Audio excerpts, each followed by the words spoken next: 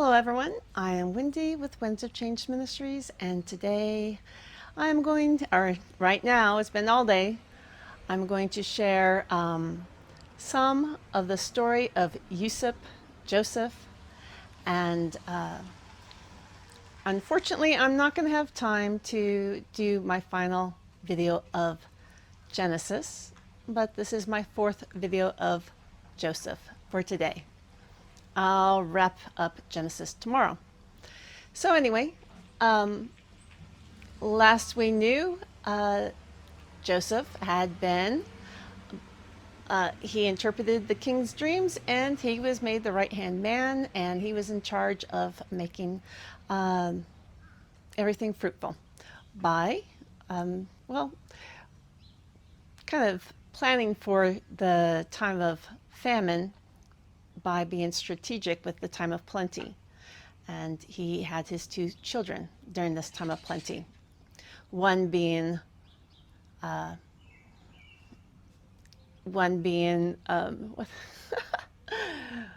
Manasseh. Yeah, Manasseh, meaning forgetful, and the other being Ephraim, meaning to be fruitful. So, after the 7 years of plenty, famine struck not just Egypt, but the entire region, okay? And after a while, Israel, Jacob, heard that there was grain in Egypt. So he told his children to go down there and get it. All right. Now, all the boys went except for Benjamin. Okay.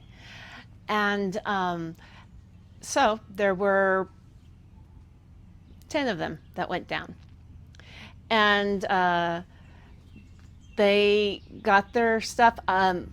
Because Joseph was in charge of overseeing everything, he recognized his brothers when they came looking for grain, and he decided that they did not recognize him, and he decided that he was going to mess with them a little bit, and he accused them of being spies of the land. Okay, scoping out the weaknesses in the land so that they can exploit it. And they denied this, and he was prying them. He was interrogating them, wanting to know more about them. And they admitted that they had an elderly father and a younger brother at home, and another brother who was not anymore. He just wasn't anymore. And anyway, so Joseph said, "Well, I don't believe you." And he put them in prison to think about it for a minute. And then he took them out, and he says, "Okay, here's the thing. I'm fearful of the Most High, and I don't want to, mistreat anyone." So he says, "I'm going to keep one of you, and the rest of you go and fetch your little brother and prove to me that your story is true." So he chose to keep Simeon. And Simeon is a bit of a hothead. He was probably the instigator. They never go into details about this in Genesis, but he's probably the instigator who really wanted to get rid of Joseph when he was younger. There's got to be a reason why he chose to keep Simeon in prison.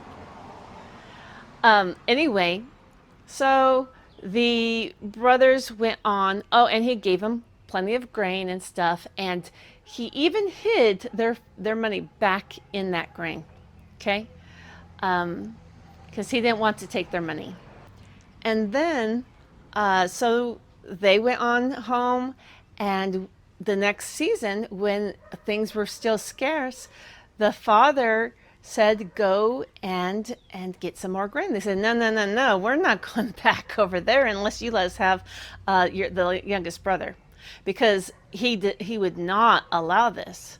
And even Reuben, he said, I will make sure he comes back. But his father had already lost trust for Reuben, And so he was like, no, I don't think so.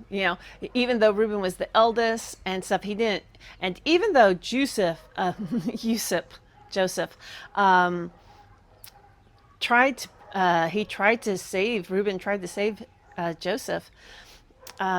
He, as far as his dad was concerned, he was not very impressed with him. Okay, because he slept with his his concubine, the mother of some of his kids.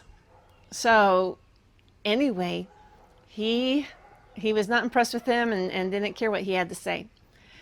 Eventually, things got really bad, and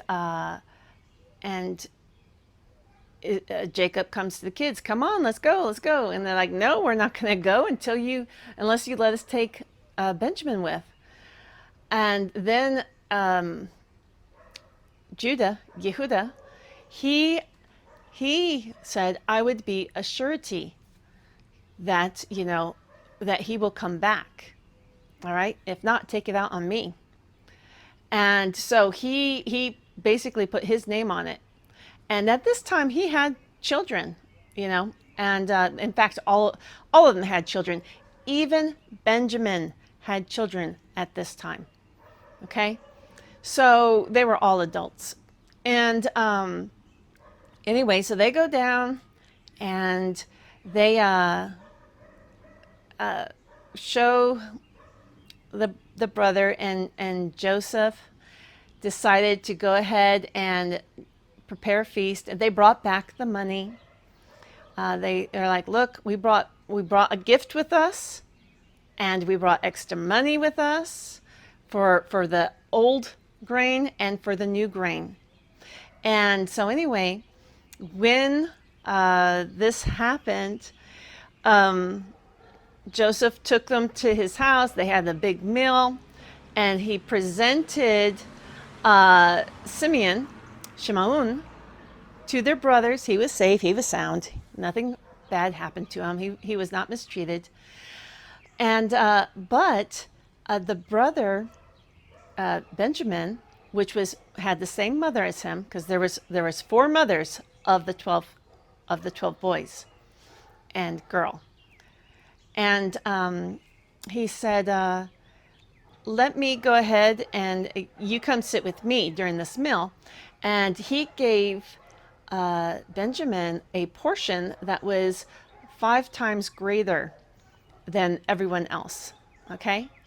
And as far as food goes.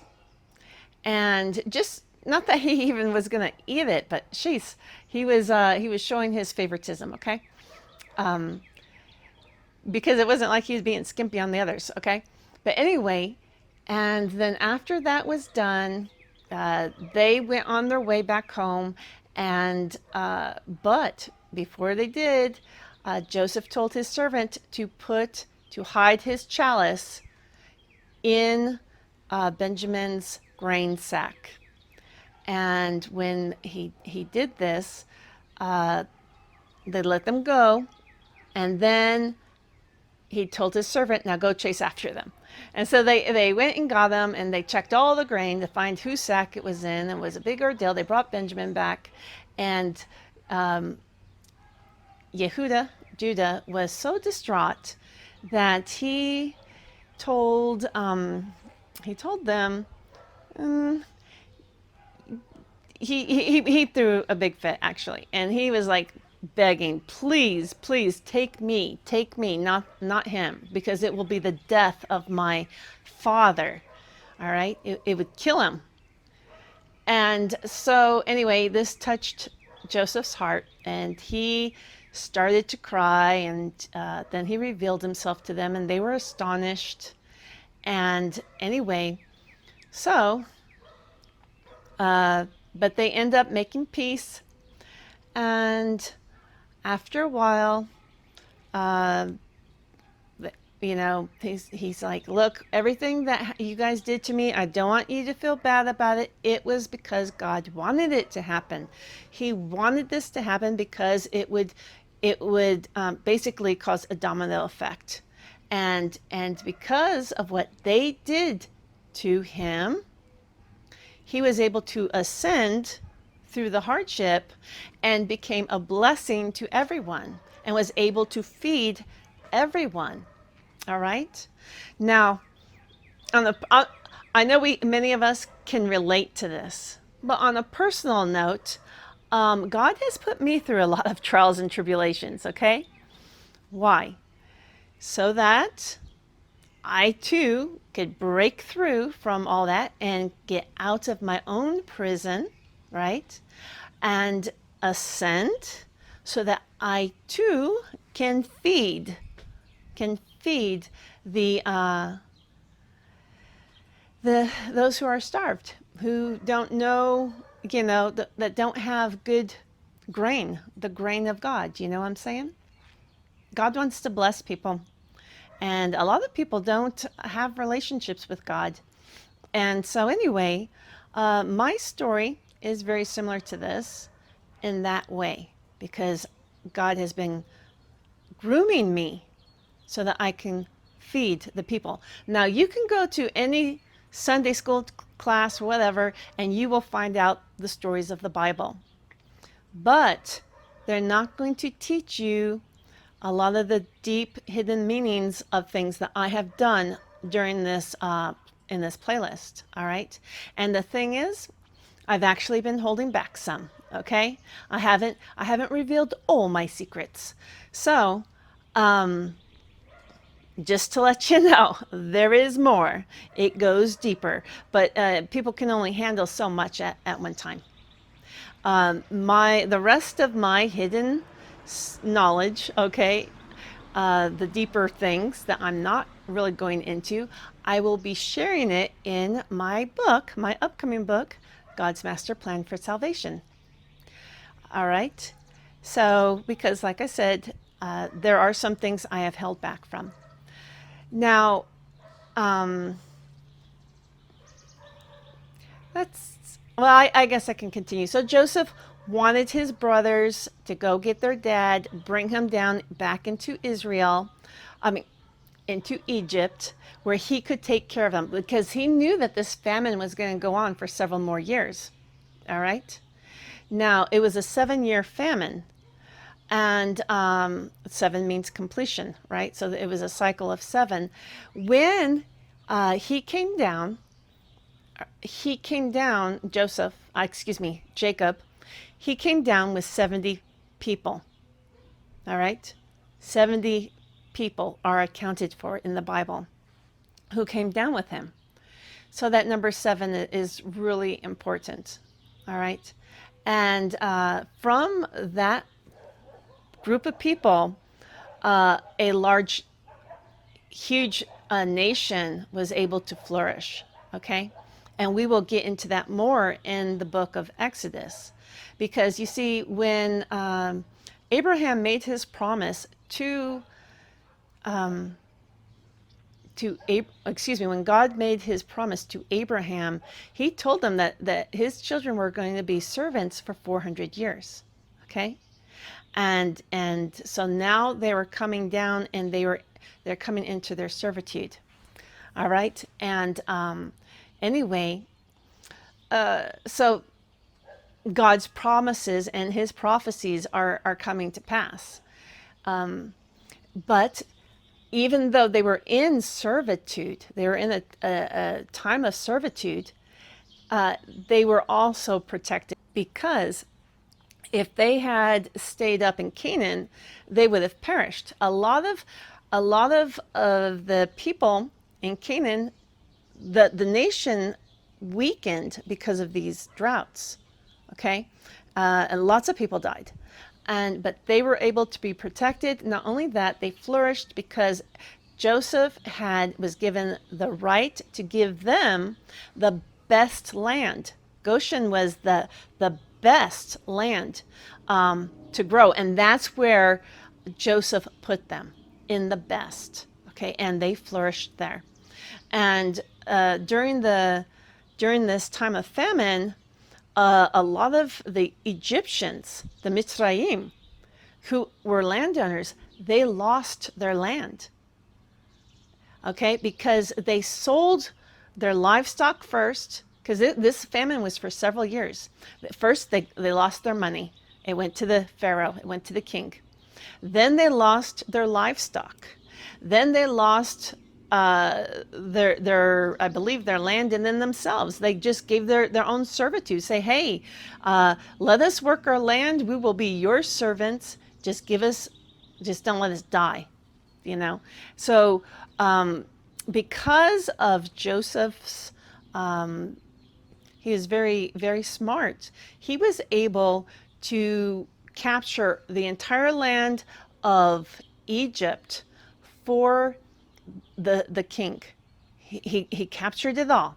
The only people that were able to keep their land was the priests, not the Jewish priests. Okay, no, basically the priests of Egypt. Okay, because they were given a portion of the grain so that they could live, and that was just part of the agreement. So even a lot of people think that God is against completely other gods and stuff. He allowed their faith to continue, all right, during that time, and he actually allowed them to be supported, and they were able to keep their land where everyone else lost it in Egypt. And of course, Jacob was a sojourner. They didn't have any land, but because the nation state owned all the land now, they could put them wherever they wanted to, and Joseph put them in the best. So while other nations and even the Egyptians themselves suffered not having the best for the next 400 years, Israel, the nation of Israel, Jacob and his children, they actually did flourish. So, God plans everything out, and we don't always understand things at the time, but he always has the greater good of his servants in mind when he does things. And anyway, and let me say something else. When he told Abraham, and when the Almighty told Abraham and made the promise about that his descendants would take over Canaan, he told them that it would have to take 400 years for a reason. He said because their cup, meaning the Canaanites, their cup was not full yet. Okay?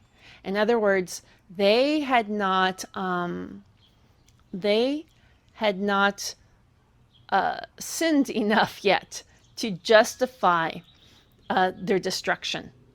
And so even though way back when Noah cursed Canaan, that curse was not on Canaan himself or his son's son or his son's son's son, but way down is when the prophecy came through, because God doesn't punish innocent people. He waited for that cup to be full when enough is enough. Okay, enough is enough. And so, for instance, Melchizedek is the priest that Abraham gave a tithing to when he saved Sodom, all right, Sodom, and he gave Melchizedek who was a priest. He gave him a tithe. Now, Melchizedek means righteous king. So this was a righteous man, and there were righteous people in the area, and God was not going to allow them to be destroyed until they pushed him to the limit. And he knew it was going to take about 400 years, and that's why we have that. Okay, so God is good. He all right, he's good. Yeah, he didn't just curse people and hurt people for no reason. He waited until the time was right, and then he fulfills that prophecy. So that's it for this one. Tomorrow I'm going to wrap up Genesis and move on to Exodus. My name is Wendy, and we're all living in the winds of change.